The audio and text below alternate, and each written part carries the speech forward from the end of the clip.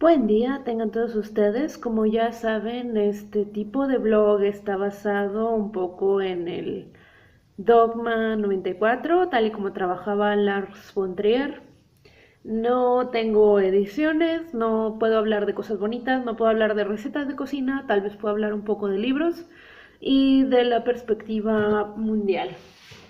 Sinceramente, hoy tengo un tema que escribí en mi pequeña libreta, esta. Realmente es un poco reflexión, a lo mejor de cosas muy obvias, pero que no lo son tanto en cuanto a la realidad mexicana. Entonces, de una vez, para no estar yendo mucho por las ramas, voy a leerlo directamente.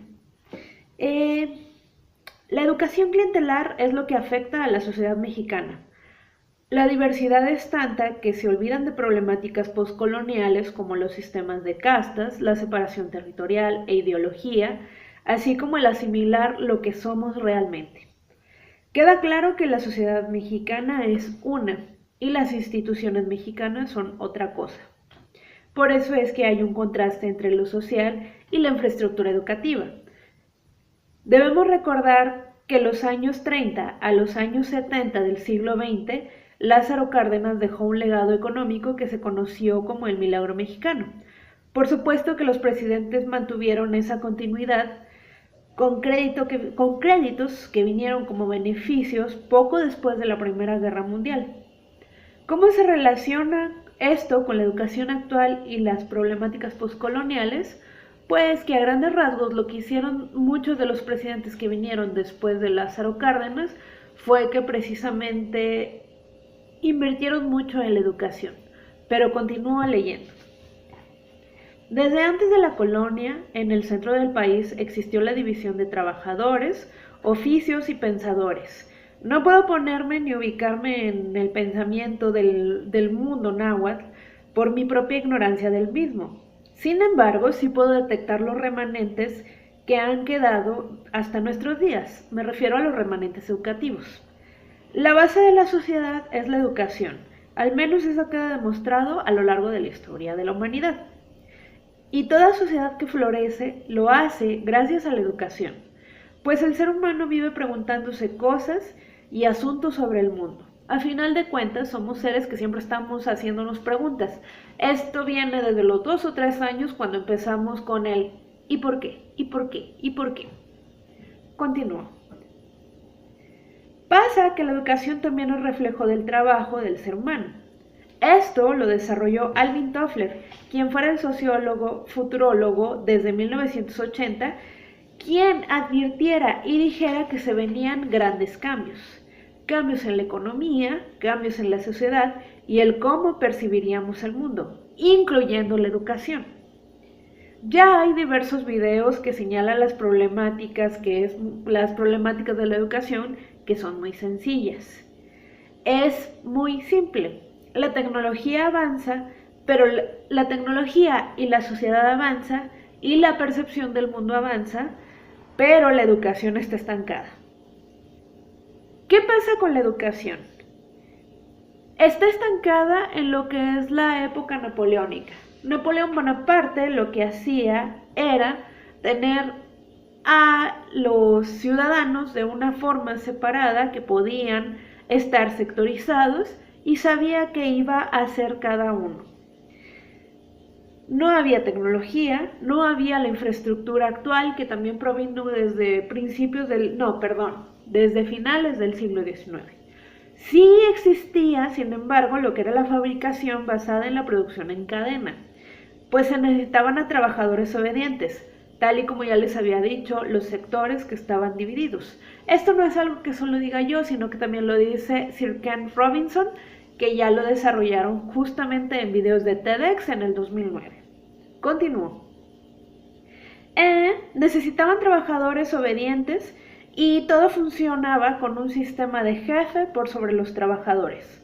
Mismo sistema que ahora está siendo tambaleado por lo que serían las perspectivas desde la sociedad y que representan ideales que no funcionan, como lo es el Brexit o como lo es Donald Trump. No tengo que hacer evidente lo que ocurrió a finales del siglo XIX.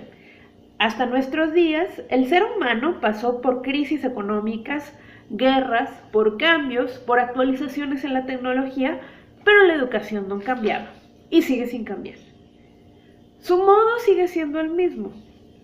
Llevando a esto a mi vida personal, mi abuelo y mi padre fueron educados del mismo modo en que yo lo fui en la década de los 90. En la década de los 80 era fácil discernir lo que eran las fuentes de investigación, pero el modelo sigue siendo el mismo. Ustedes me van a escuchar y yo voy a hacer como que soy la jefe, que sabe todo, pero nunca me voy a poner a platicar con ustedes ni voy a saber de sus vidas y voy a tener toda esta indiferencia. Esta indiferencia que va a dar como consecuencia que muchos se alejen de la empatía como seres humanos, tal y como ocurrió con la masacre de Monterrey en estos días pasados. Ya la misma forma de educar se repite. El maestro es el jefe de los trabajadores.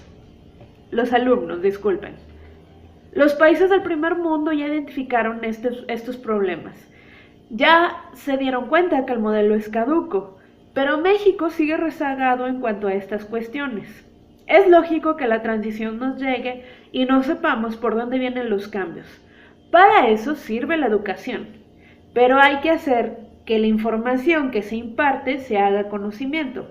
En pocas palabras, que te sirva para la pinche vida. No tienes que estar acumulando tantos pinches datos como para presumir que sabes, porque te verías como un pendejo.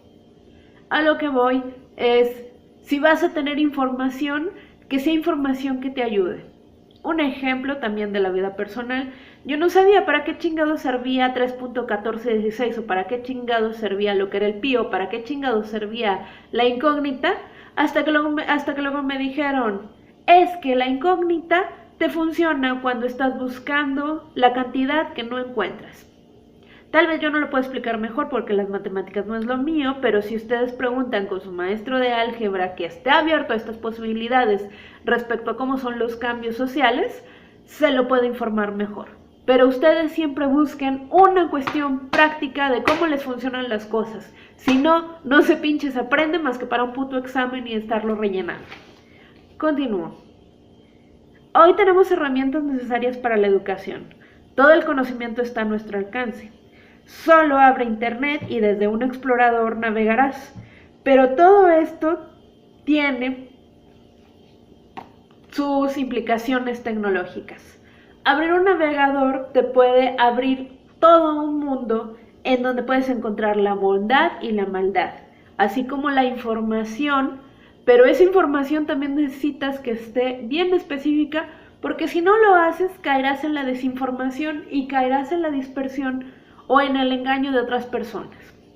No lo hagan, por favor. También encontrarás la creatividad, cursos de cómo hacer pinturas, cursos de cómo enseñar a los otros a tener mejor economía, cursos sobre matemáticas, como ya les iba diciendo, otras personas que viven en otros mundos. Puta, el mundo es infinito y ustedes tienen esas posibilidades.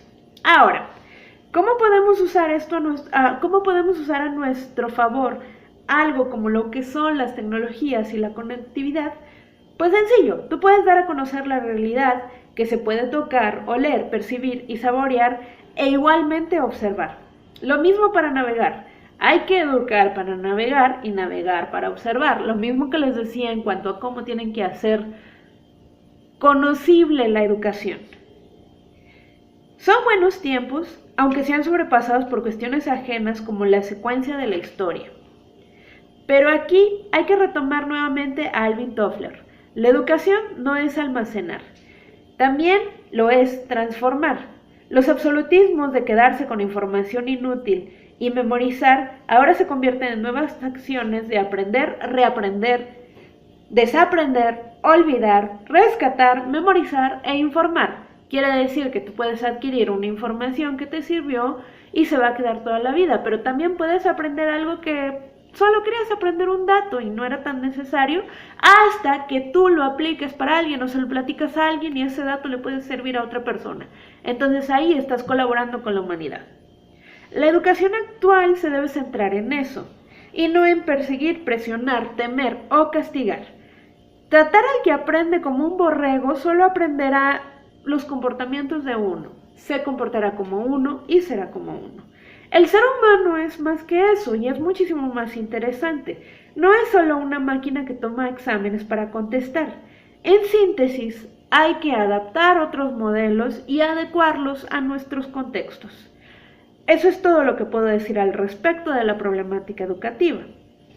Podría agregar muchísimo más, pero como muchos pierden la atención después de los 4 minutos y yo solo puedo estar diciendo cosas muy largas después de los 10 minutos, pues a final de cuentas solo puedo decirles que si les dejé algo con este rollo o les dejé como que algo de información o quieren preguntarme más cosas, pues ya saben, pueden compartir sobre esos temas, pueden buscar, pueden verlo. Como ya les dije en alguna ocasión, estos videos solo son de una sola toma. Por cierto, también yo como ser humano tengo que aprender a empatizar con ustedes, porque yo no sé empatizar, solo soy una máquina de pensamiento y como esa máquina de pensamiento, procuro ser mediadora. No tengo una conexión real a menos que pueda compartir lo que sé.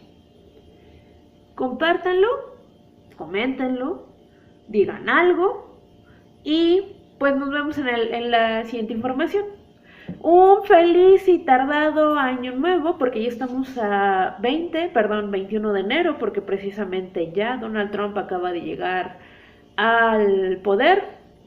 Pero, pues, también tuvimos a Fox y tuvimos a Felipe Calderón y también tuvimos a Bush y tuvimos a Reagan. La historia nos puede enseñar cómo sobrevivir. Tengan bonito día. Ya saben, otra vez, compartan, comenten, hablen, platiquen. Estoy en mi Facebook. Ustedes deciden. Nos vemos.